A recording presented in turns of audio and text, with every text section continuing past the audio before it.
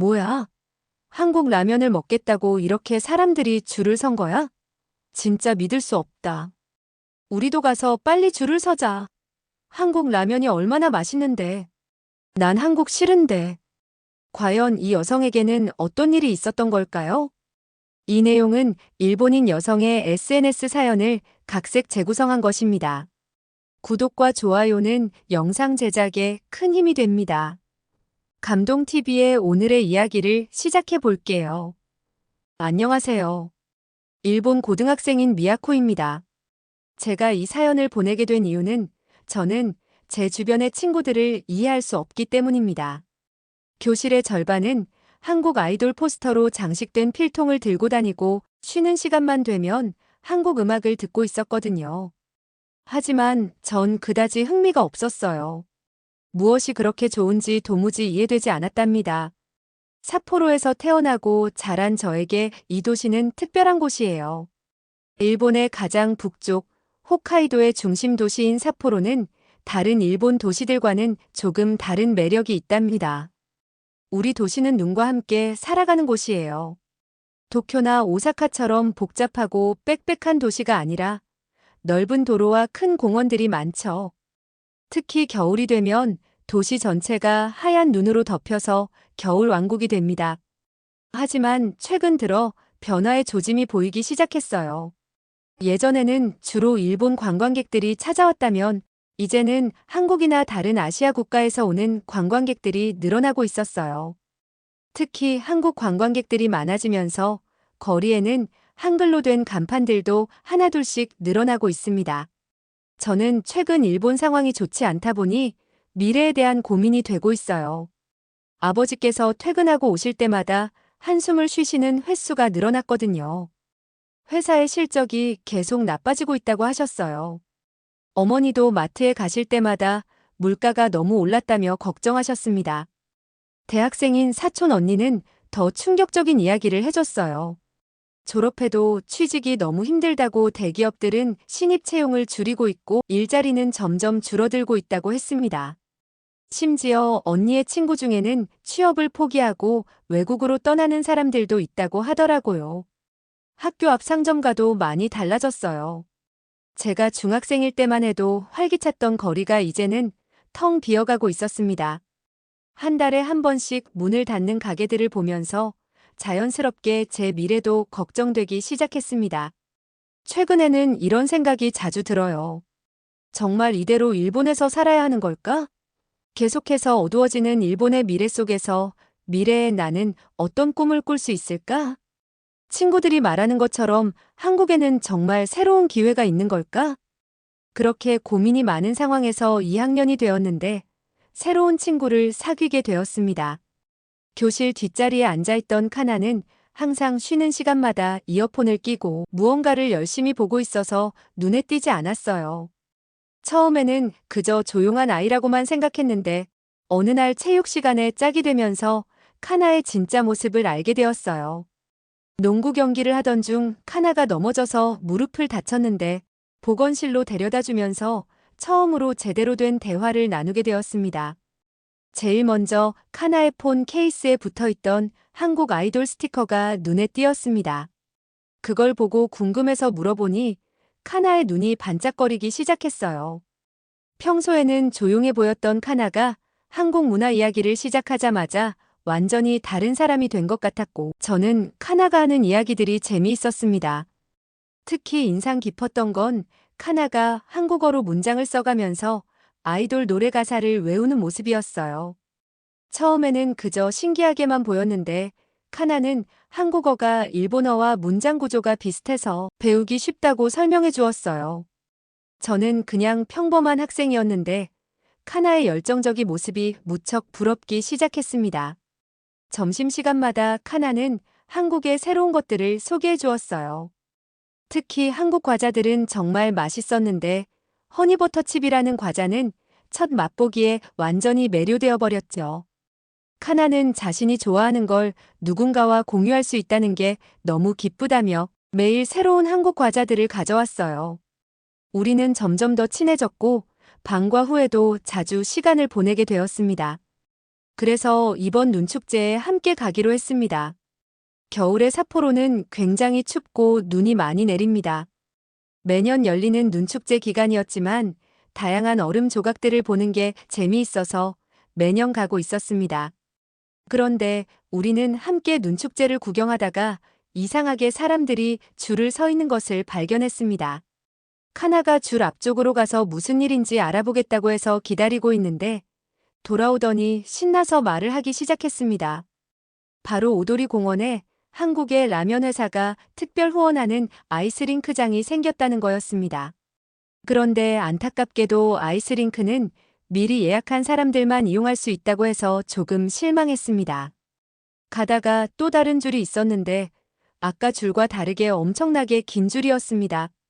그리고 곧 우리는 하얀 눈으로 만든 거대한 조각상들 사이로 빨간색 컵라면 모양의 부스가 눈에 띄었습니다. 카나는 보자마자 저거 신라면인데 무슨 행사지? 라고 말했어요. 가까이 가보니 신라면이라는 라면을 파는 한국 회사에서 라면을 시식할 수 있도록 해줘서 다들 줄을 서 있는 것이었습니다. 카나는 신라면이 맛있다면서 같이 먹어보자고 했지만 이 추운 날씨에 라면을 먹겠다고 줄을 서는 게 이해가 되지 않았습니다.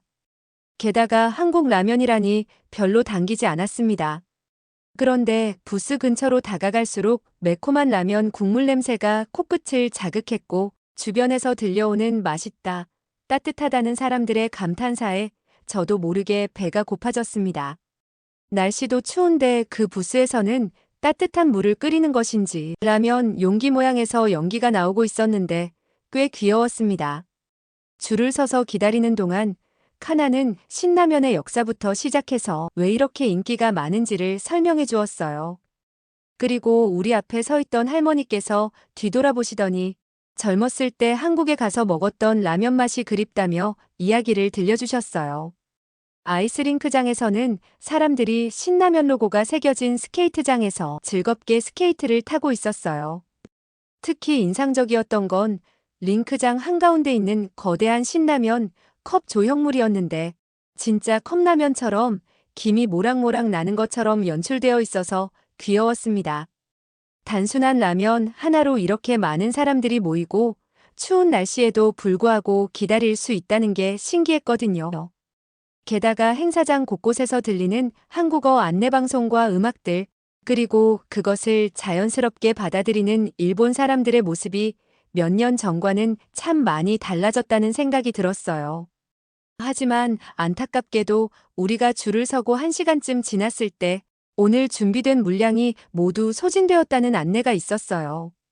이렇게까지 사람이 몰릴 줄 몰랐던 행사 측에서는 거듭 죄송하다고 말했습니다. 우리는 그날 판매되는 한정판 신라면 굿즈를 구경하러 갔어요. 신라면, 양말, 목도리, 모자 등 다양한 상품들이 있었는데 대부분이 이미 완판되어 있어서 그 인기를 알 수 있었습니다. 저는 맛있는 냄새가 나는 라면을 먹지 못해서 화가 났습니다. 카나는 자기 집에 가서 직접 끓여 먹자고 제안했어요. 자신의 집에 가면 신라면뿐만 아니라 다양한 한국 라면도 있다고 했습니다. 카나의 부모님은 오늘 모임이 있어서 늦게 오신다고 했습니다. 추위에 꽁꽁 언 채로 도착한 카나의 집은 현관부터 따뜻했답니다. 카나의 방은 제가 상상했던 것보다 더 한국스러웠어요.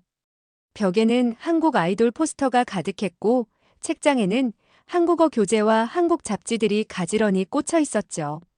심지어 이불 커버까지 한국 드라마 굿즈였다니까요. 카나는 부엌으로 가서 신라면 2개를 준비하기 시작했습니다. 보통 일본 라면처럼 끓이나 했더니 카나만의 특별한 레시피가 있다고 했습니다. 물을 끓이는 동안 파를 송송 썰고 계란도 준비했는데 이게 바로 진짜 한국식이라며 카나는 웃었습니다. 물이 끓자 라면을 넣고 수프를 풀었는데 그 순간부터 매운 향이 부엌 전체에 퍼졌어요. 일본 라면에서는 맡아본 적 없는 향이었죠. 카나는 라면이 퍼지기 전에 먹어야 제맛이라며 서둘러 그릇에 담았어요.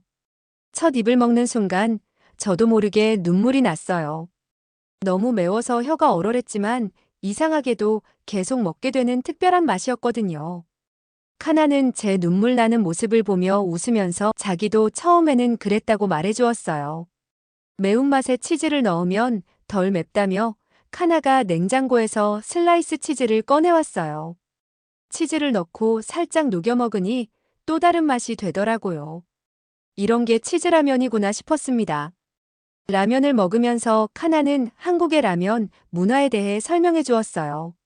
한국에서는 라면이 단순한 인스턴트 음식이 아니라 하나의 문화라고 해요. 심지어 라면에 넣는 토핑도 지역마다, 사람마다 다양하다고 했고, 라면끼리 수프를 섞어 먹기도 하고 다양한 방법으로 요리에 도전하는 챌린지도 있다고 해서 신기했어요. 일본도 라면을 좋아하기는 했지만 인스턴트 라면보다는 가게에 가서 직접 먹는 걸 좋아했거든요. 그릇을 다 비우고 나서도 입안은 얼얼했지만 이상하게 기분은 좋았어요. 카나는 이런 걸 중독성이라고 하면서 한번 맛들이면 자꾸 생각난다고 했는데 그 말이 맞는 것 같았어요. 그날 이후로 저도 이따금 매운 라면이 생각나곤 한답니다. 매운 입을 달래기 위해 카나가 한국 음료수를 꺼내주었는데 이것도 특이했어요. 밀크소다라는 건데 우유와 사이다를 섞은 것 같은 맛이 났어요. 처음엔 생소했지만 이것도 묘하게 맛있더라고요. 매운 라면의 열기가 가시지 않은 채 카나는 넷플릭스를 켰어요. 새로 시작한 한국 드라마 중증 외상센터를 보자고 했는데 사실 저는 의료 드라마에 큰 관심이 없었어요. 일본의 의료 드라마들은 너무 뻔한 전개와 로맨스로 가득했거든요.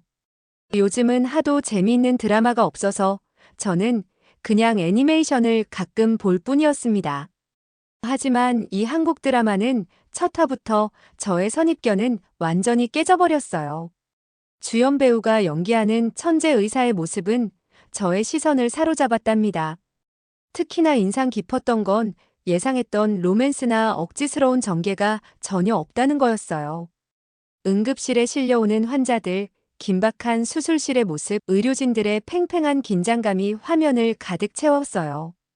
카나는 자신도 처음에는 한국 드라마 하면 로맨스만 떠올렸다며 이런 새로운 시도가 신선하다고 말했습니다.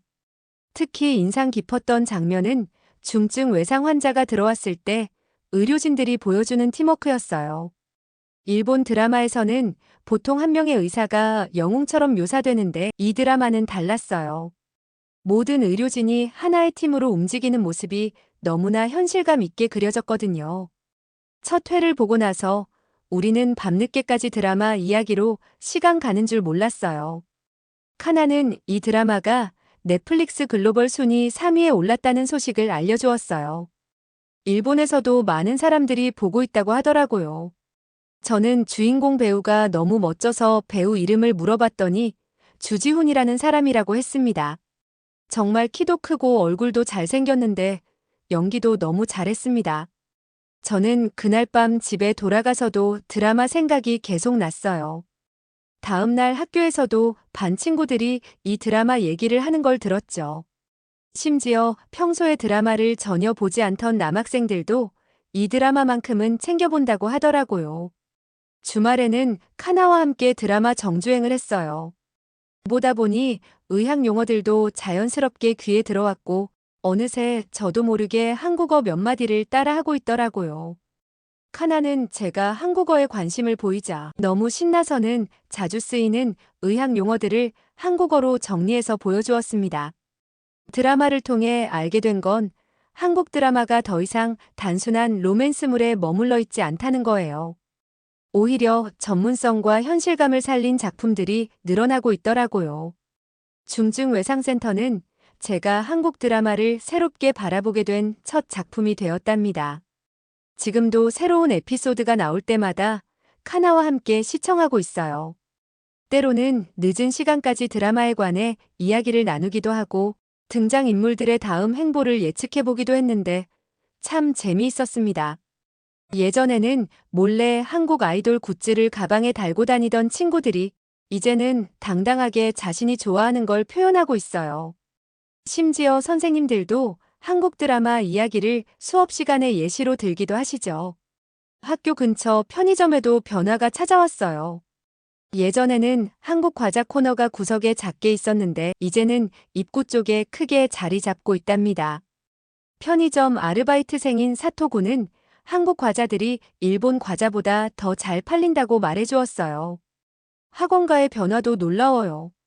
제가 다니는 한국어 학원은 처음엔 소규모였는데 이제는 교실을 3개나 더 늘렸다고 했습니다. 학원생들의 연령대도 다양해져서 직장인부터 초등학생까지 한국어를 배우러 오고 있답니다. 얼마 전에는 재미있는 일이 있었어요. 학교 옆 라면집 주인 아저씨가 가게 메뉴에 한국식 매운 라면을 추가하셨는데 그 이유가 흥미로웠어요. 손님들이 자꾸 신라면처럼 매운맛을 내달라고 요청해서였다고 하더라고요. 지하철에서도 변화를 느낄 수 있어요. 예전에는 한국어로 대화하는 게 눈치 보였는데 이제는 일본 사람들도 서툰 한국어로 대화를 시도하는 모습을 자주 볼 수 있답니다. 특히 젊은 층에서는 한국어 몇 마디 하는 게 자연스러운 일이 되었어요. 우리 반 담임 선생님께서 최근 재미있는 말씀을 하셨어요. 예전에는 수학여행으로 교토나 나라만 갔는데 이제는 학생들이 서울로 가고 싶다고 해서 고민이라고 하시더라고요. 그만큼 한국이 우리 일상 속에 가까워졌다는 의미겠죠. 중증 외상센터를 보고 난 어느 날 카나가 갑자기 저에게 한국 여행을 제안했어요. 드라마에 나오는 서울의 풍경들이 너무 아름답고 맛있어 보이는 음식들도 많이 나와서 꼭 한번 가보고 싶다고 하더라고요. 처음에는 망설였어요. 해외여행은 고사하고 홋카이도를 벗어난 적도 없는 제가 갑자기 외국으로 간다는 게 두렵게 느껴졌거든요. 게다가 부모님께서 한국에 대해 좋지 않은 인식을 가지고 계셔서 허락을 받을 수 있을지도 걱정이었습니다. 하지만 카나는 포기하지 않았어요. 매일같이 한국 여행 브이로그를 보여주면서 한국이 얼마나 안전하고 편리한지 설명해 주었죠. 특히 인천공항이 세계 최고 수준이라는 것과 지하철로 어디든 쉽게 갈 수 있다는 점을 강조했어요. 용기를 내서 부모님께 말씀드렸는데 의외로 아버지께서 먼저 긍정적인 반응을 보이셨어요. 회사에서 한국 지사와 일을 하시는데 요즘 한국의 발전상이 대단하다며 오히려 좋은 경험이 될 거라고 하시더라고요. 저희는 2박 3일이라는 짧은 일정을 계획했습니다. 카나는 한국어를 어느 정도 할 수 있어서 의사소통 문제는 걱정하지 말라고 했지만 저도 기본적인 인사말은 외워두기로 했어요. 여행 준비를 하면서 가장 신경 쓴 건 날씨였어요. 삿포로의 겨울과 비슷할 거로 생각했는데 서울은 건조하고 바람이 많이 분다고 해서 따뜻한 옷을 준비했답니다. 출발 전날 한국에서 유학 중인 사촌 언니한테 연락이 왔어요. 저희가 한국에 간다는 소식을 들으셨나 봐요. 언니는 한국 생활이 너무 좋다면서 이것저것 추천해 주셨어요. 특히 한국의 길거리 음식은 꼭 먹어보라고 하시더라고요. 이렇게 첫 해외여행을 준비하면서 저는 점점 더 설레는 마음이 커졌어요. 처음에 느꼈던 두려움은 어느새 사라지고 새로운 도전에 대한 기대감으로 가득 찼답니다. 인천공항에 도착한 순간 저는 잠시 멍해졌어요. 나리타 공항만 가봤던 저에게 인천공항은 너무나 압도적이었거든요. 천장이 높고 탁 트인 공간, 깔끔하게 정리된 동선, 그리고 어딘가 미래지향적인 분위기가 느껴졌답니다. 출입국 심사대로 향하는 길에서 첫 번째 놀라움을 경험했어요. 무빙워크가 곳곳에 설치되어 있어서 긴 거리도 편하게 이동할 수 있었습니다. 카나는 이게 당연하다는 듯이 행동했지만 저에게는 모든 것이 신기했어요. 입국 심사줄을 서면서 긴장했는데 뜻밖에도 심사가 무척 빨랐어요. 심사관도 친절했고 영어와 일본어로 안내방송이 나와서 편했습니다. 게다가 지문 인식과 얼굴 인식 시스템이 너무 세련되어 보였어요. 짐을 찾으러 가는 동안 화장실에 들렀는데 여기서 또 한 번 놀랐어요. 공항 화장실인데도 호텔처럼 깨끗하고 심지어 향기까지 났거든요. 카나가 한국은 공공시설 관리가 특별히 잘 되어 있다고 설명해 주었어요. 수화물 찾는 곳에서는 재미있는 일이 있었어요. 저희 앞에 서 있던 외국인 관광객이 짐을 못 찾고 있었는데 공항 직원이 일본어, 영어, 중국어로 번갈아 가며 친절하게 도와주시는 모습이 인상적이었어요. 짐을 찾고 나와 보니 입국장이 또 다른 쇼핑몰 같았어요. 세련된 카페들과 편의시설이 즐비했고 심지어 전통문화 체험관까지 있더라고요. 카나는 몇 번이나 한국 여행을 와서 아무렇지 않아 했지만 저에게는 모든 게 신기했답니다. 공항철도를 타러 가는 길에 키오스크로 교통카드를 샀는데 일본어 안내가 있어서 어렵지 않게 할 수 있었어요. 직원분이 지나가다가 저희가 일본인인 걸 알아채셨는지 친절하게 카드 충전 방법까지 설명해 주셨습니다. 특히 인상 깊었던 건 공항 곳곳에 설치된 휴대폰 충전소였어요. 무료로 사용할 수 있는 데다가 보안 잠금 장치까지 있어서 안전하게 충전할 수 있더라고요. 이런 세심한 배려가 외국인 여행객에게 얼마나 고마운지 몰라요. 저는 이미 인천공항에서부터 한국 여행이 기대되기 시작했습니다. 모든 것이 효율적이고 세련되어 보였거든요. 카나는 제가 신기해하는 모습을 보면서 웃었지만 이건 정말 놀라운 경험이었답니다. 공항을 나서기 전 저희는 기념사진도 찍었어요. 마침 그곳에 웰컴 투 코리어라는 예쁜 포토존이 있었거든요. 그렇게 저희의 한국 여행은 기대 이상의 시작을 알렸답니다. 처음 한국의 지하철역에 들어섰을 때 저는 도쿄의 지하철과는 다른 세상에 온 것 같았어요. 모든 역사에 설치된 투명한 스크린 도어가 가장 먼저 눈에 들어왔어요. 일본에서는 일부 역에만 있는데 여기는 모든 역에 설치되어 있어서 너무 신기했습니다. 지하철을 기다리는 동안 벽에 설치된 대형 스크린에서는 열차 도착 정보와 뉴스, 광고가 나오고 있었어요. 그런데 더 놀라운 건 무료 와이파이였답니다. 카나가 휴대폰으로 지하철 노선도 앱을 보여주었는데 실시간으로 열차 위치까지 확인할 수 있었습니다. 갈아탈 때 가장 감동받았어요. 벽을 따라 다음 노선의 색깔로 된 선이 쭉 이어져 있어서 앱을 보지 않고도 쉽게 찾아갈 수 있었거든요. 도쿄에서는 갈아탈 때마다 티켓을 다시 사야 하는 경우도 있는데 여기서는 한 번의 요금으로 어디든 갈 수 있다고 했습니다. 재미있는 에피소드가 있었는데 저희가 탄 지하철에서 갑자기 영어, 중국어, 일본어로 안내방송이 나왔어요. 관광지 근처라서 그런가 했는데 알고 보니 모든 역에서 다국어 서비스를 제공한다고 하더라고요. 특히 추운 겨울이었는데 지하철 안이 따뜻해서 너무 좋았어요. 일본의 지하철은 난방이 약한 편인데 여기는 실내처럼 포근했답니다. 역마다 설치된 디지털 안내판도 인상적이었어요. 출구별로 주변 관광지와 버스 환승 정보가 한눈에 들어왔습니다. 심지어 엘리베이터와 에스컬레이터 위치까지 자세히 나와 있어서 짐이 많은 여행객에게는 정말 편리해 보였어요. 한 번은 길을 헤매고 있을 때 역무원분이 먼저 다가와 도와주셨는데 일본어로 친절하게 설명해 주셔서 감동했어요. 지하철역 자체가 하나의 작은 도시 같았는데 편의점, 카페, 심지어 작은 쇼핑몰까지 있더라고요. 마지막으로 인상 깊었던 건 역사 내 화장실이었어요. 깨끗하게 관리되어 있을 뿐만 아니라 비상벨과 같은 안전장치도 잘 갖춰져 있더라고요. 여성 전용 대기 공간도 있어서 늦은 시간에도 안심이 되었어요. 이런 경험들을 하면서 한국의 대중교통이 왜 세계적으로 유명한지 이해할 수 있었어요. 단순한 이동수단이 아니라 시민들의 일상을 더 편리하게 만드는 공간이었답니다. 경복궁을 가기 전 저희는 한복대여점에 들렀어요.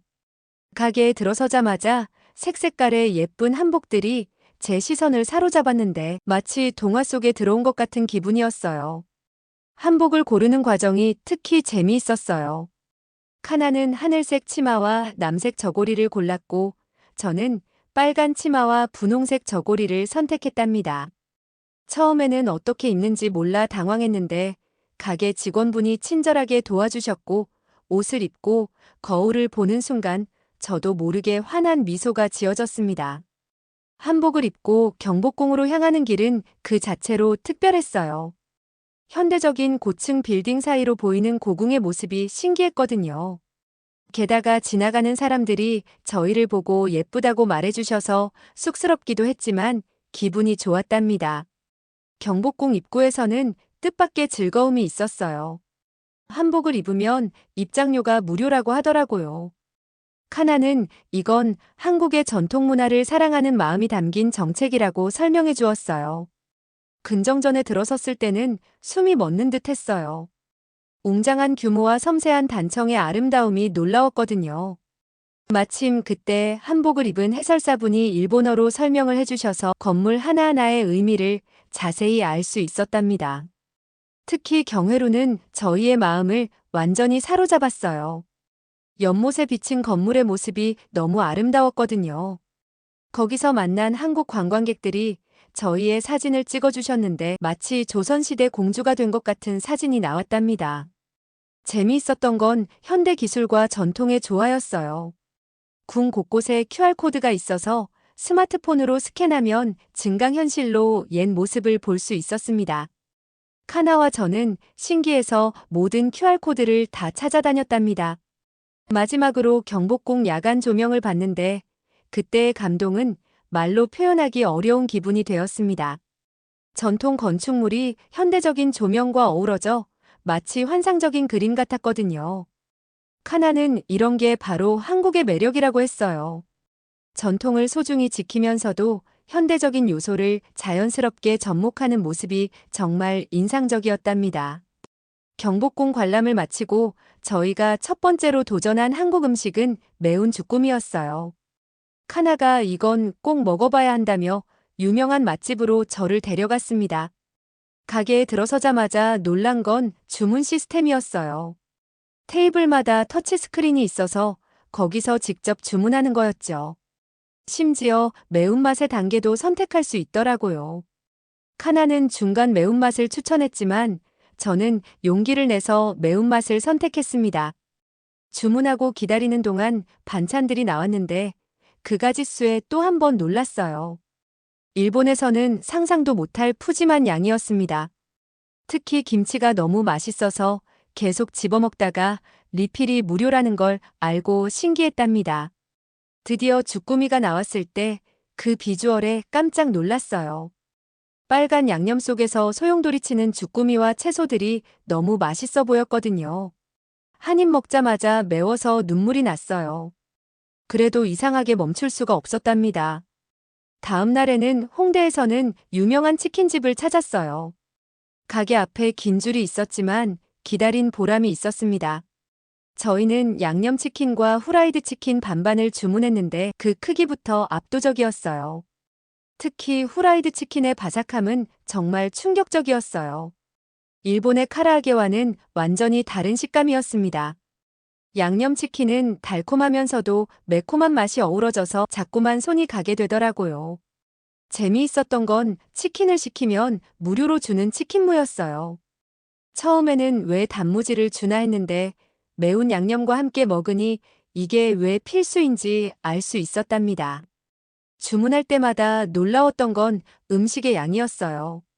일본의 식당에 비해 훨씬 푸짐했고 가격도 합리적이었어요. 식사를 마치고 디저트로 빙수를 먹으러 갔는데 이것도 놀라웠어요. 일본의 카키고리와는 완전히 다른 식감이었거든요. 우유처럼 부드러운 얼음 위에 과일과 떡이 푸짐하게 올라가 있었답니다. 이렇게 하루 종일 한국 음식을 체험하면서 맵지만 중독성 있는 맛에 완전히 매료되었어요. 이제는 왜 한국 음식이 세계적으로 인기 있는지 이해할 수 있게 되었답니다. 홍대와 연남동 거리를 걷는 것만으로도 새로운 경험이었어요. 거리 곳곳에서 음악이 흘러나오고 예술가들의 공연도 볼 수 있었죠. 일본의 하라주쿠와 비슷하면서도 더 자유로운 분위기가 느껴졌어요. 올리브영에 들어갔을 때는 마치 화장품 천국에 온 것 같았답니다. 카나는 한국 화장품이 품질도 좋고 가격도 합리적이라고 했습니다. 저는 아이돌이 사용한다는 립글로스의 색상을 고르지 못해 고민하고 있었는데 직원분이 친절하게 제 피부톤에 어울리는 색상을 추천해 주셨어요. 진짜 감동적이었던 일이 있었어요. 올리브영에서 나온 지 10분쯤 지났을 때 누군가 뒤에서 저를 불렀는데 아까 그 직원분이었어요. 알고 보니 거스름 돈을 잘못 주셨다면서 부족한 금액을 가져다 주신 거였습니다. 이런 정직함에 카나와 저는 깊은 인상을 받았답니다. 현대적인 쇼핑몰도 재미있었지만 지하상가의 독특한 분위기도 좋았어요. 수많은 옷가게와 액세서리 가게들이 미로처럼 이어져 있었는데 가격도 착하고 구경하는 재미도 있었습니다. 특히 인상 깊었던 건 카페 문화였어요. 거리마다 독특한 컨셉의 카페들이 있었는데 저희는 고양이 카페에 들렀답니다. 음료를 주문할 때도 키오스크로 하는 게 신기했는데 처음에는 어려워서 당황했지만 옆에 있던 한국 손님이 친절하게 도와주셨습니다. 정말 친절한 한국 사람들을 많이 만나서 즐겁게 여행할 수 있었습니다. 길거리 음식도 빼놓을 수 없었습니다. 붕어빵, 떡볶이, 호떡 하나하나 맛보느라 배가 불렀지만 그만큼 즐거웠어요. 특히 호떡을 처음 먹었을 때의 감동이란 따뜻한 호떡 안에서 녹아내리는 설탕과 견과류의 맛이 잊혀지지 않았고 삿포로에도 이런 걸 팔면 장사가 잘 될 것 같았습니다. 쇼핑하면서 느낀 건 한국의 서비스가 정말 세심하다는 거예요. 물건을 사면 예쁘게 포장해 주시고 작은 샘플도 챙겨주시고 이런 친절함이 계속 마음에 남았답니다. 이렇게 쇼핑하면서 경험한 한국의 서비스 문화는 제가 생각했던 것 이상이었습니다. 물건을 사는 것 자체가 하나의 즐거운 경험이 되는 곳, 그게 바로 한국이었답니다. 2박 3일의 짧은 여행이었지만 한국에 대한 제 생각은 완전히 바뀌었어요. 귀국하는 비행기 안에서 카나와 저는 서로의 마음이 똑같다는 걸 알게 되었답니다. 처음에는 부모님의 걱정과 주변의 편견 때문에 망설였던 한국 여행이었는데 직접 경험해보니 모든 것이 새롭고 놀라웠어요. 깨끗한 거리, 친절한 사람들, 발달된 시설들까지 일본에서 들었던 이야기들과는 전혀 달랐습니다. 특히 인상 깊었던 건 젊은이들의 활기찬 모습이었어요. 반면 일본의 젊은이들은 점점 꿈을 포기하고 있다는 생각이 들었어요. 카나는 비행기 안에서 조용히 고백했어요. 한국에서 대학을 다니고 싶다고요. 저도 같은 생각을 하고 있었다며 웃었습니다. 한국의 대학들이 외국인 유학생들을 위한 다양한 프로그램을 운영하고 있다는 것도 알게 되었어요. 일본으로 돌아와서 처음 한 일은 한국어 학원을 알아보는 거였어요. 이제는 단순히 드라마를 보기 위해서가 아니라 제 미래를 위해 한국어를 배우고 싶었거든요. 부모님께 한국 유학을 이야기했을 때 처음에는 걱정하셨어요. 하지만 제가 찍어온 사진들과 영상을 보여드리고 한국의 교육 시스템과 취업 기회에 대해 설명드리자 조금씩 마음을 열어주셨어요. 요즘은 카나와 함께 한국 대학들의 입학 정보를 찾아보고 있어요. 서울의 대학들은 외국인 학생들을 위한 기숙사도 잘 되어 있고 장학금 제도도 많다고 하더라고요. 한국에서 보낸 짧은 시간 동안 저는 깨달았어요. 변화하는 건 한국에 대한 인식만이 아니었다는 걸요. 제 미래에 대한 생각도 꿈도 달라졌답니다. 이제는 두렵지 않고 한국을 생각하면 오히려 설레는 마음으로 새로운 도전을 준비하고 있답니다.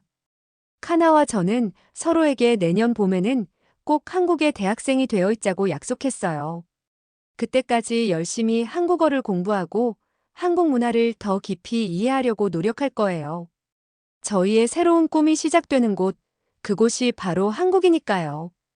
저의 이야기는 여기까지입니다. 여러분 미야코 씨의 이야기 어떻게 보셨나요? 처음에는 한국 문화에 관심이 없던 일본 여학생이 점차 한국의 매력을 발견하게 되는 과정이 인상적이었습니다. 특히 삿포로 눈축제에서 시작된 작은 호기심이 실제 한국 여행으로 이어지고 결국에는 유학을 결심하게 되는 변화가 의미 있었습니다. 한국이 이제는 단순한 관광지가 아닌 전 세계 젊은이들에게 꿈과 희망을 주는 나라가 되었다는 것을 보여주는 좋은 예시가 아닐까요? 앞으로도 이러한 긍정적인 변화가 계속되어 더 많은 사람에게 새로운 기회의 땅이 되기를 기대해 봅니다. 다음 이야기는 어렸을 때 중국에서 살던 호주 여성이 최근 중국을 갔다가 깜짝 놀랐다는 이야기입니다. 한국은 가난해서 먹는 것도 쓰레기 같고 한국 사람들은 이기적이고 엄청 더럽다던데. 그런 나라를 가는구나. 너한테 딱 맞다. 한 여학생을 둘러싸고 중국인들이 비웃기 시작합니다. 그런데 그런 중국인이 그 여학생의 손을 붙잡고 애원합니다. 대체 무슨 일이 있었던 건지 오늘의 사연을 들어보겠습니다. 안녕하세요. 저의 이름은 메릴이고 호주 사람입니다. 저는 호주인 아버지와 한국인 어머니 사이에서 태어났어요. 어머니는 젊은 시절 호주로 유학을 갔다가 그곳에서 아버지를 만나 결혼하셨어요. 저는 호주 시드니에서 태어나 평화로운 어린 시절을 보냈습니다. 어머니는 제가 한국어를 잊지 말라며 매주 토요일마다 한글 학교에 보내셨어요. 당시에는 귀찮았지만 지금 생각해보면 정말 감사한 일이었습니다. 얼마 전에 제가 유튜브에 중국에 다녀와서 찍은 영상을 올렸는데 정말 난리가 났습니다. 분명히 중국에서는 유튜브를 사용할 수 없다고 했는데 어디서 몰려온 중국 사람들인지 엄청 댓글을 달아놨더라고요. 이 영상을 찍게 된 이야기를 해드리려고 하는데 그러려면 조금 과거로 가야겠네요. 호주에서 잘 살고 있던 저의 인생에 갑자기 큰일이 일어난 건 중학교 2학년 때였어요. 아버지가 갑자기 중국 지사로 발령을 받으셨거든요. 아버지께서는 중국이 엄청난 속도로 발전하고 있으니 좋은 기회라고 하셨지만 어머니의 표정은 조금 걱정스러워 보였습니다. 베이징에 도착했을 때의 첫인상을 잊을 수가 없어요. 시드니도 큰 도시였지만 베이징은 완전히 달랐습니다. 지금 발전하고 있는 모습이 보였고 끝없이 이어지는 고층 빌딩들, 인산인해를 이루는 사람들, 어디서나 들리는 공사 소리가 가득한 한가롭고 평화로운 호주와는 너무 다른 세상에 온 것 같았어요. 어머니는 중국 생활이 불편하다고 하셨지만 가족을 위해 불평 한마디 없이 지내셨어요. 지금 생각해보면 어머니께서는 이미 그때 중국의 미래를 예견하셨던 것 같아요. 가끔 한숨을 쉬시며 중국의 발전이 겉으로만 화려하다고 말씀하셨거든요. 당시의 중국은 정말 엄청난 속도로 발전하고 있었습니다. 매일같이 새로운 빌딩이 올라갔고 거리마다 명품샵이 들어섰어요. 저는 그런 중국의 모습에 감탄하며 이곳이야말로 미래의 중심이 될 거라고 믿었습니다. 국제학교에서의 생활은 마치 작은 지구촌 같았습니다. 전 세계에서 온 아이들이 한데 어울려 지냈고 특히 중국의 부유한 가정의 자제들이 많았어요. 그들은 늘 최신 명품으로 치장하고 다녔고 주말이면 호화로운 파티를 열곤 했습니다. 국제학교에서는 영어로 수업을 했고 그곳에서는 전 세계에서 온 아이들을 만날 수 있었습니다. 특히 중국의 부유한 가정의 자제들이 많았는데 그 중에서도 옐린이라는 여학생이 특히 기억에 남아요. 옐린은 중국 최대 IT 기업 회장의 딸이었는데 저를 볼 때마다 이상하게 화가 나 보였습니다. 제가 혼혈이라서 그런지 다른 사람들이 보기에 조금 신비롭게 생겼다는 이야기를 많이 들었어요. 다행히 영국에서 온 글로리라는 친구가 있어서 학교 생활이 너무 힘들지는 않았어요. 글로리 덕분에 저는 조금씩 중국 생활에 적응해 갈 수 있었습니다. 옐리는 특히 그런 과실을 즐기는 아이였어요. 자신의 아버지가 중국 최대 IT 기업의 회장이라는 것을 늘 자랑했고 수업 시간에도 중국이 곧 세계를 지배할 거라며 큰 소리를 쳤죠. 제가 한국인 어머니를 둔 것을 알게 된 뒤로는 더욱 심해졌어요. 한국은 중국의 속국이나 다름없다면서 제 어머니의 국적을 가지고 놀리곤 했습니다. 옐린의 괴롭힘은 처음에는 작은 일들로 시작되었습니다. 복도에서 마주칠 때마다 어깨를 부딪히거나 제 책상에 일부러 음료수를 쏟는 정도였죠. 하지만 제가 한국인 어머니를 두었다는 걸 알게 된 후부터는 더욱 노골적으로 변했어요. 특히 잊을 수 없는 사건이 있었습니다. 11학년 문화 발표 수업 시간이었어요. 각자 자신의 문화를 소개하는 발표였는데 저는 어머니의 나라인 한국의 김치 문화를 소개하기로 했습니다.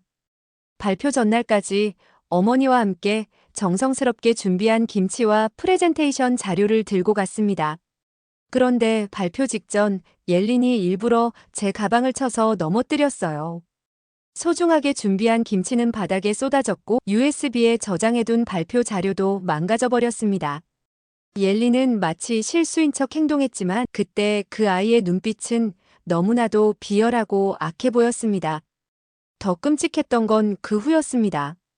옐리는 바닥에 쏟아진 김치를 가리키며 중국의 절임 채소를 훔쳐간 나라의 음식이라고 큰 소리로 말했어요. 주변의 중국 학생들이 모두 웃었죠. 선생님께서 제지하셨지만 저는 울음을 터뜨릴 것 같았습니다. 하지만 비열한 중국인들 앞에서 울기 싫어서 꼭 참았습니다. 그리고 몰래 화장실에 가서 혼자 울었어요. 어떻게 알았는지 글로리가 와서 저를 위로해 주었지만 저는 참 힘들었습니다. 저는 차마 부모님에게 학교에서 왕따를 당하고 있다는 이야기를 하지 못했습니다. 부모님이 저 때문에 슬퍼하시는 것도 싫었고 제가 어딘가 이상한 거 아닐까 생각이 들기도 했지만 저는 옐린에게 지고 싶지 않았습니다. 그 후로도 옐린의 괴롭힘은 계속되었습니다. 학교 게시판에 한국을 비하하는 글을 써붙이거나 제가 지나갈 때마다 일부러 큰 소리로 짜오시엔이라고 부르면서 비웃었죠. 저는 중국어를 몰라서 무슨 뜻인지 몰랐는데 조선을 중국어로 발음한 것이라고 해서 그 뜻을 알고선 정말 분노했습니다. 한 번은 체육 시간에 발야구 경기를 하는데 제가 투수였던 걸 기회로 일부러 세게 공을 차서 제 얼굴을 맞추기도 했어요. 다시 생각해도 그때는 정말 너무 화나고 힘들었습니다. 하지만 다행히도 글로리라는 친구가 있어서 버틸 수 있었어요. 영국에서 온 글로리는 저와 같은 처지였죠. 아버지의 사업 때문에 중국에 오게 된 우리는 금세 절친한 친구가 되었습니다. 글로리는 옐린의 괴롭힘을 당할 때마다 저를 위로해 주었고 함께 있어 주었어요. 그런데 저만 괴롭히던 옐린과 그 무리들은 저와 친한 글로리까지 괴롭히기 시작한 것입니다. 저는 너무 화가 나서 소리를 지르며 옐린의 머리를 뜯으면서 달려들었습니다. 주위에서 말렸지만 제 친구까지 괴롭히다니 참을 수가 없어서 정말 엄청나게 싸웠는데 싸워보니 옐린이 아무것도 아니라는 걸 알게 되었습니다. 그 후부터는 저를 슬금슬금 피하더라고요. 다른 외국에서 온 친구들도 많이 당했던 것인지 저에게 멋지다고 말해줬습니다. 당시 중국은 정말 눈부신 속도로 발전하고 있었습니다. 제가 등교할 때마다 새로운 고층 빌딩이 하늘을 향해 올라가고 있었고 지하철은 매년 새로운 노선이 뚫렸어요. 쇼핑몰은 늘 사람들로 북적였고 식당마다 긴 대기줄이 늘어서 있어서 중국이 대단하다는 생각을 했습니다. 특히 설날은 정말 대단했어요. 온 도시가 붉은색 장식으로 뒤덮이고 거리마다 폭죽 소리가 끊이지 않았습니다. 길거리는 고향으로 돌아가는 사람들로 가득했고 기차표는 구하기가 하늘의 별 따기였죠. 쇼핑몰은 설날 선물을 사려는 사람들로 발 디딜 틈이 없었어요. 보통 설이 되면 10일 이상 축제 분위기였습니다. 하지만 중학교를 졸업할 무렵 상황이 조금씩 달라지기 시작했어요. 아버지의 회사 동료들이 하나둘씩 다른 나라로 발령받아 떠나기 시작했고 외국계 기업들이 중국을 떠난다는 뉴스가 들려왔습니다. 부모님의 대화에서도 걱정스러운 이야기가 오가는 것을 들을 수 있었습니다. 그러던 어느 날 아버지께서 저녁 식사 자리에서 한국 지사로 발령받았다는 소식을 전하셨어요. 어머니는 안도의 한숨을 내쉬셨지만 저는 충격이었습니다. 당시 저에게 중국은 세계에서 가장 발전하는 나라였고 미래가 있는 곳이었거든요. 하지만 아버지께서는 중국에 더 이상 희망이 없다고 하셨습니다. 공산당이 국민들의 삶은 안중에도 없이 자신들의 이익만을 추구한다고 하시면서요. 저의 걱정과는 다르게 어머니의 표정이 밝게 빛났습니다. 중국에서는 늘 걱정스러운 표정이셨던 어머니가 오랜만에 환하게 웃으시는 걸 보았어요. 어머니는 식탁에 앉으신 채로 한국의 좋은 점들을 하나하나 설명하시기 시작했습니다. 먼저 한국은 치안이 정말 좋다고 하셨어요. 여자가 밤늦게 다녀도 안전하고 길거리에서 소매치기나 사기를 당할 일도 거의 없다고 하셨습니다. 또 한국의 의료 시스템을 칭찬하셨어요. 중국에서는 큰 병원에 가려면 새벽부터 줄을 서야 하는데 한국은 동네 의원부터 큰 병원까지 어디든 깨끗하고 의사 선생님들도 친절하다고 하셨습니다. 교육 시스템도 훨씬 낫다고 하셨어요. 저는 비싼 국제학교를 다녔지만 한국은 일반 학교도 시설이 좋고 급식도 맛있다고 하셨죠. 무엇보다 한국 사람들의 시민의식을 강조하셨어요. 지하철에서 자연스럽게 줄을 서고 거리에 쓰레기를 함부로 버리지 않으며 공공장소에서 큰 소리로 떠들지 않는다고 하셨습니다. 제가 여전히 걱정스러운 표정을 짓자 어머니는 이렇게 말씀하셨어요. 겉으로 보이는 화려함에 속지 말라고, 진정한 선진국은 국민들의 일상적인 삶의 질로 평가해야 한다고 하셨습니다. 아버지도 어머니 말씀에 동의하시며 앞으로 한국이 아시아에서는 최고의 나라가 될 거라고 하셨습니다. 중국의 성장은 거품이 많지만 한국은 탄탄한 기초 위에 성장하고 있다고 설명해 주셨습니다. 하지만 저는 그 말이 귀에 들어오지를 않았어요. 늘 한국은 못 사는 나라라는 말을 들어와서 그런지 걱정이 되었습니다. 저는 한국행을 받아들일 수 없었습니다. 친구들과 헤어지기 싫었고 특히 글로리와 이별하는 것이 너무나 슬펐어요. 옐린을 비롯한 중국 친구들은 한국이 중국보다 훨씬 작고 가난한 나라라며 비웃었지만 그때는 그 말이 맞는 것 같았습니다. 글로리는 한국에 가서도 꼭 자주 연락하자고 말하면서 우리는 눈물을 흘리며 이별을 하게 되었습니다. 그렇게 저희 가족은 한국으로 향하게 되었고 제 중국에서의 생활은 막을 내리게 되었습니다. 인천공항에 도착했을 때 저는 여전히 화가 나 있었습니다. 옐린의 말이 계속 머릿속을 맴돌았거든요. 작고 가난한 나라라는 그 말이 사실일까봐 두려웠어요. 하지만 공항에 발을 딛는 순간 제 생각이 완전히 틀렸다는 걸 깨달았습니다. 인천공항은 베이징 공항과는 완전히 달랐어요. 깔끔하고 세련된 시설, 질서 정연하게 움직이는 사람들, 친절한 안내 직원들까지 베이징 공항에서 흔히 보이던 고성방가나 새치기하는 모습은 찾아볼 수 없었습니다. 어머니는 제 표정을 보시더니 미소를 지으셨어요. 그리고 저의 외할머니와 외할아버지, 이모와 외삼촌까지 우리 가족이 온다는 소식에 모두 공항으로 마중을 나오셨는데 저를 보고 너무 기뻐하셨습니다. 한국에도 가족이 있다는 사실이 무척 안심이 되었고 공항에서부터 한국이 좋았어요. 서울에서의 첫 주는 놀라움의 연속이었습니다. 쓰레기 하나 없이 깨끗한 거리, 정시에 도착하는 대중교통, 질서 있게 줄 서서 기다리는 시민들. 중국에서 보던 모습과는 완전히 달랐어요.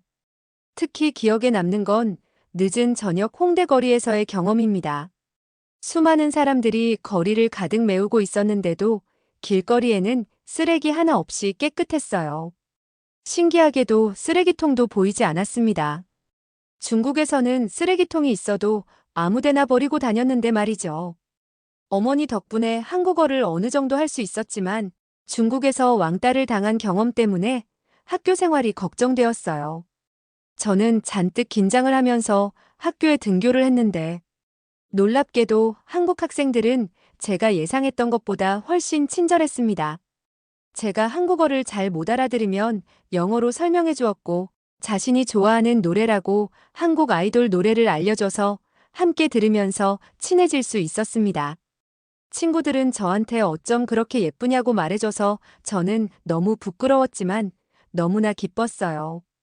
그리고 한국 아이들은 화장을 너무 자연스럽고 예쁘게 했고 한국 화장품은 가격이 싼데도 품질이 너무 좋아서 화장품을 사서 친구들에게 화장법을 배우면서 행복했습니다.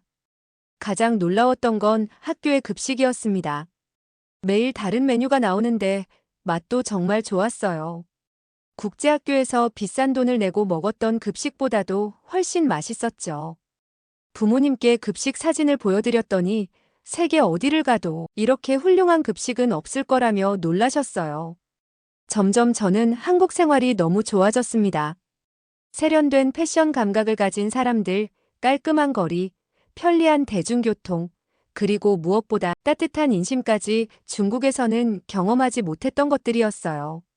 고등학교를 졸업할 때쯤 저는 한국 대학교 진학을 결심했습니다. 부모님은 제 선택을 전적으로 지지해 주셨어요. 어머니는 당연하고 아버지도 한국처럼 안전하고 발전된 나라라면 괜찮을 거라고 하셨고 동의하셨습니다.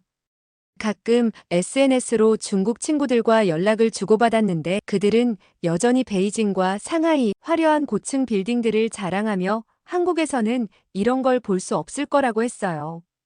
하지만 저는 그렇게 SNS를 올리는 아이들 중에 정말 한국에 와본 적이 있는 사람은 없고, 진정한 선진국은 시민들의 삶의 질과 문화의 성숙도라는 걸 이미 알고 있었습니다. 대학교 2학년 겨울방학 글로리에게서 연락이 왔습니다. 설날에 중국에서 만나자는 제안이었어요. 저는 기쁜 마음으로 승낙했습니다. 중국에서의 설날이 얼마나 활기찼었는지 기억하고 있었거든요. 하지만 사람이 너무 많을 것 같아서 연휴가 시작되기 전에 베이징으로 향했습니다. 베이징 공항에 도착해서 글로리를 만났을 때 우리는 몇 년 만에 만났지만 바로 어제 헤어진 사람들처럼 즐거웠어요. 하지만 이상하게 글로리의 그 웃음 뒤에 무언가 불안한 기색이 느껴졌습니다. 우리는 함께 베이징 시내로 향했어요. 도시의 모습이 전과 많이 달라졌다는 것을 금방 알 수 있었습니다. 설날이 다가오는데도 거리는 한산했어요. 제 기억 속의 베이징은 설날이면 온통 붉은색 장식으로 뒤덮이고 폭죽 소리가 끊이지 않았는데 말이죠. 기차역 근처를 지나가다가 더 큰 충격을 받았습니다. 예전에는 설날이면 고향으로 돌아가는 사람들로 발 디딜 틈이 없었는데 이제는 대합실에 빈자리가 많이 보였어요. 게다가 고속열차에 탑승한 사람도 거의 없었습니다. 쇼핑몰도 마찬가지였는데 예전에는 설날 선물을 사려는 사람들로 북적였던 명품 매장들이 한산했고 많은 매장이 문을 닫은 상태였습니다. 더 놀라운 것은 시장이었어요. 설날 전이면 사람들로 북적이던 재래시장은 텅 비어 있었고 과일 가게 주인은 오늘 하루 종일 손님이 거의 없었다며 한숨을 쉬었습니다. 우리는 강변을 걸으며 이야기를 나눴어요. 화려한 야경은 여전했지만 그 불빛 아래의 현실은 많이 달라져 있었습니다. 글로리는 이제 많은 사람들이 설날에 고향에 가는 것조차 부담스러워한다고 했어요. 선물을 사고 세뱃돈을 준비할 여유가 없어서 차라리 가지 않는 쪽을 선택한다는 거였습니다. 밤늦게 호텔로 돌아가는 길에 충격적인 광경을 목격했습니다. 오토바이에 짐을 잔뜩 실은 사람들이 보였어요. 글로리의 설명으로는 고속철도 요금이 너무 비싸서 오토바이로 며칠이나 걸리는 거리를 힘들게 고향까지 가는 사람들이 많아졌다고 했습니다. 창 밖으로 보이는 베이징의 마천루들은 여전히 화려했지만 그 안에 사는 사람들의 삶은 제가 알던 그 찬란했던 중국의 모습이 아니었어요. 마치 화려한 무대 세트처럼 겉모습만 번지르르한 채 그 속은 점점 비어가고 있는 것 같았습니다. 그때서야 저는 몇 년 전 부모님이 왜 그렇게 급하게 중국을 떠나자고 하셨는지 이해가 되었어요. 아버지께서 중국의 문제와 국제 경제를 잘 아셨기에 그런 빠른 결정을 하실 수 있었던 거죠. 그리고 어머니의 걱정스러운 표정에도 다 이유가 있었다는 것을 깨달았습니다. 저녁에 한적한 카페에서 글로리와 마주 앉아 이야기를 나눴습니다. 제가 알던 활기찬 글로리는 사라지고 그 자리에는 지친 표정의 친구가 앉아 있었어요. 글로리는 충격적인 이야기를 들려주었습니다. 그녀의 사촌 오빠도 중국의 유명 IT 회사에서 일했는데 50% 감봉을 당해서 영국으로 다시 돌아갔다는 것이었습니다. 엄청나게 잘 나가던 친구의 부모님이 운영하던 음식점은 장사가 잘 안 돼서 문을 닫았다고 해요. 더 놀라운 것은 중국의 명문대를 갓 졸업한 주위 친구들 중에서는 취직을 하지 못한 사람이 대부분이라는 거였습니다. 특히 실력 있는 중국 사람들의 해외 탈출이 심각하다고 했어요. 글로리는 자신이 다니는 대학의 중국인 선배들 대부분이 해외 취업을 준비하고 있다고 했습니다. 중국의 실력 있는 엘리트들은 이미 대부분 중국을 떠났거나 떠날 준비를 하고 있다는 거예요. 더 충격적인 소식은 옐린의 가족에 대한 것이었습니다. 그토록 잘 나가던 IT 기업 회장이었던 옐린의 아버지가 갑자기 공산당의 표적이 되어 인민의 고혈을 빨아먹는 인민의 적이라고 불리더니 회사가 무너졌다는 거예요. 저는 그 이야기에 너무 충격을 받았습니다. 그 후에 옐린의 가족은 전 재산을 잃고 빚에 쫓기다가 해외로 도피해서 더 이상 소식을 들을 수 없다고 했습니다. 그렇게 화려하게 명품을 휘감고 학교에서 여왕님처럼 굴던 옐린이 그런 일을 겪다니 저를 괴롭혔던 걸 생각하면 고소하다는 생각과 함께 씁쓸해지는 건 어쩔 수가 없었습니다. 글로리는 자신도 더 이상 중국에서 미래를 찾기 어렵다고 말했습니다. 이미 자기 가족들은 모두 영국으로 돌아갔고 자신도 영국에 있는 회사에 취직이 확정되어 곧 중국을 떠날 예정이라고 했습니다. 더 이상 중국에서는 희망이 보이지 않는다면서 많은 친구들이 같은 생각을 하고 있다고 했어요. 얼마 전에 중국 정부는 실업률이 낮아지고 있고 경제가 안정적이 되어가며 중국 정부는 2024년 경제 성장률이 5.2%로 예상된다고 발표했습니다. 5.2%는 많은 선진국에 비교해도 엄청나게 높은 성장률이었습니다.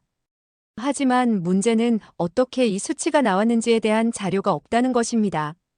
게다가 중국 정부가 2023년 12월부터 청년 실업률 통계 방식을 변경했다는 것입니다. 새로운 방식에서는 중고교와 대학 재학생을 실업률 통계에서 제외하고 있습니다. 이러한 변경으로 인해 실제 청년 실업 상황이 통계에 충분히 반영되지 않을 수 있다는 우려가 제기되고 있다는 이야기를 많이 들었습니다. 게다가 제가 본 중국의 현실은 완전히 달랐습니다. 월급이 반으로 줄어도 항해 한 번 못하고 회사가 하루아침에 문을 닫아도 속수무책이라고 해요.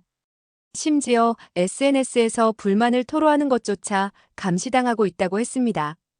특히 기억에 남는 건 청년들의 절망적인 이야기였어요. 탕핑이라고 아예 경쟁을 포기하고 최소한의 생활만 하는 젊은이들이 늘어나고 있다고 합니다. 고학력자들조차 택배 기사나 배달 일을 하는 게 흔한 광경이 되었다고 합니다. 글로리의 이야기를 들으면서 저는 중국의 화려한 겉모습 뒤에 숨겨진 어두운 현실을 마주하게 되었습니다. 한때 세계를 호령할 것 같던 중국의 젊은이들이 이제는 자국을 떠나기 위해 안간힘을 쓰고 있다는 사실이 너무나 안타까웠어요. 그날 밤 호텔로 돌아오는 길에 마주친 중국 사람들의 표정이 전과 다르게 보였습니다. 화려한 네온사인 아래로 무거운 발걸음을 옮기는 그들의 모습에서 저는 중국의 현재와 미래를 보았어요. 겉으로는 여전히 화려하지만 그 안은 점점 더 공허해져 가고 있었습니다. 글로리는 중국을 떠나기 전에 한국에 한번 여행을 가겠다고 했습니다. 저는 언제든지 오면 정말 멋진 곳들이 많으니 우리 함께 한국을 여행하자고 약속했습니다. 저는 한국으로 돌아와서 제가 찍었던 중국의 기차역과 쇼핑몰, 시장의 모습을 편집해서 중국의 실상이라는 제목으로 유튜브에 올렸습니다. 그런데 중국에서는 유튜브 사용을 못한다고 알고 있었는데 어디서 온 것인지 중국 댓글이 엄청 많이 써져 있었습니다. 대부분 선진국인 중국을 질투해서 조작된 영상이라며 욕을 하는 내용이었지만 간간히 이게 지금 진짜 중국이라는 내용도 있었습니다. 한국으로 돌아온 지 얼마 후 강남 근처 골목에서 예상치 못한 마주침이 있었습니다. 처음에는 그냥 지나칠 뻔했는데 순간 멈춰 선 사람은 다름 아닌 옐린이었어요. 한때 중국 최고 IT 기업 회장의 딸이었던 그녀가 허름한 주방복 차림으로 서 있었습니다. 옐린은 저를 못 알아보다가 제가 옐린이냐고 묻자 당황한 기색이 역력했어요. 곧바로 저를 골목 안쪽으로 이끌었습니다. 그리고는 떨리는 목소리로 자신을 보았다는 사실을 아무에게도 말하지 말아달라고 간곡히 부탁했어요. 중국 정부가 자신의 가족을 쫓고 있어서 불법으로 한국에 들어올 수밖에 없었다고 했습니다. 저는 옐린의 사정이 궁금해져서 한적한 카페로 자리를 옮겨 이야기를 나누게 되었어요. 옐린은 먼저 눈물을 글썽이며 과거 자신의 행동에 대해 사과했습니다. 제가 너무 예뻐 보여서 질투가 나서 괴롭혔다고 했습니다. 그리고 어릴 때 제가 한국인 어머니를 두었다는 이유로 놀리고 괴롭혔던 것이 얼마나 어리석은 행동이었는지 이제야 깨달았다고 했어요. 특히 그 김치 발표 사건을 언급하면서 많이 울었습니다. 지금은 자신이 일하는 한식당에서 매일 김치를 담그는데 그때 자신이 얼마나 무지했는지 깨닫는다고 했습니다. 한국의 음식 문화야말로 세계에서 가장 위생적이고 건강하고 맛있는지 한국에 와서야 알게 됐다고 했습니다. 옐리는 한국에서의 생활이 비록 힘들지만 마음만은 편하다고 했습니다. 중국에서는 매일 감시당하는 기분이었는데 한국에서는 자유롭게 살 수 있다고 해요. 거리를 걸을 때도 누군가 자신을 감시하고 있다는 느낌이 들지 않는다고 했습니다. 특히 한국의 시민의식에 감동받았다며 늦은 밤에도 여자 혼자 안전하게 다닐 수 있고 사람들이 서로 배려하면서 살아가는 모습이 너무 좋다고 했습니다. 자신이 이런 나라를 무시했다는 게 부끄럽다며 이제는 절대로 중국으로 돌아가고 싶지 않다고 했습니다. 그날 저녁 옐린의 이야기를 들으면서 많은 생각이 들었습니다. 한때 저를 괴롭혔던 그 오만한 소녀가 이제는 한국에서 새로운 삶을 시작하고 있다는 사실이 참 아이러니했어요. 헤어질 때 옐리는 다시 한번 부탁했어요. 자신을 본 것을 절대 비밀로 해달라고요. 저는 눈물을 흘리면서 부탁하는 그 불쌍한 모습에 마음이 너무 씁쓸해서 그러겠다고 했고 잘 지내라고 말해줬어요. 용서한다는 말도 우리가 친구가 될 수 있을 거란 생각도 없었지만 저는 같은 짓을 하는 치사한 사람이 될 생각이 없었어요. 그리고 이제는 그녀도 한국이라는 나라의 진정한 가치를 알게 된 것 같아 다행이라는 생각이 들었습니다. 이제 저는 한국에서의 새로운 미래를 준비하고 있습니다. 얼마 전 한국 대기업의 해외 마케팅 부서 면접을 보았는데 제가 가진 다문화적 배경이 긍정적으로 작용했다고 해요. 호주에서 태어나 중국에서 자랐고 한국인 어머니를 둔 제 경험이 회사에 도움이 될 거라고 하셨습니다. 중국에서의 경험은 제게 많은 것을 가르쳐 주었어요. 겉으로 보이는 화려함이 전부가 아니라는 것, 진정한 발전은 시민들의 삶의 질에서 나온다는 것을 깨달았습니다. 중국 정부는 여전히 자국의 경제가 안정적이라고 선전하지만 제가 본 현실은 완전히 달랐어요. 얼마 전에는 어머니와 함께 시장에 장을 보러 갔습니다. 설날을 앞두고 사람들이 줄을 서서 과일과 설날에 먹을 음식들을 사고 있었어요. 명동과 홍대 거리는 여전히 사람들로 북적이고요. 한국도 경제가 어렵다고 하지만 제가 보고 온 베이징과는 비교도 안 될 정도로 사정이 좋았습니다. 이제는 제가 한국인 어머니를 두었다는 사실이 자랑스럽습니다. 어머니께서는 항상 올바른 판단을 하셨어요. 중국의 겉으로만 번지르르한 발전이 오래가지 못할 거라는 것도 한국의 진정한 가치도 먼저 알아보셨거든요. 세상은 참 빠르게 변하고 있습니다. 불과 몇 년 전만 해도 작고 가난한 나라로 여겨졌던 한국이 이제는 전 세계의 젊은이들이 꿈꾸는 기회의 땅이 되었습니다. 저는 이런 한국에서 새로운 꿈을 키워가고 있습니다. 어쩌면 이것이야말로 제가 가진 가장 큰 행운이 아닐까요? 저의 사연은 여기까지입니다. 감동TV는 감동적이고 재미있는 사연을 기다리고 있습니다. 다음에도 재미있는 사연으로 찾아뵙겠습니다. 시청해주셔서 감사합니다.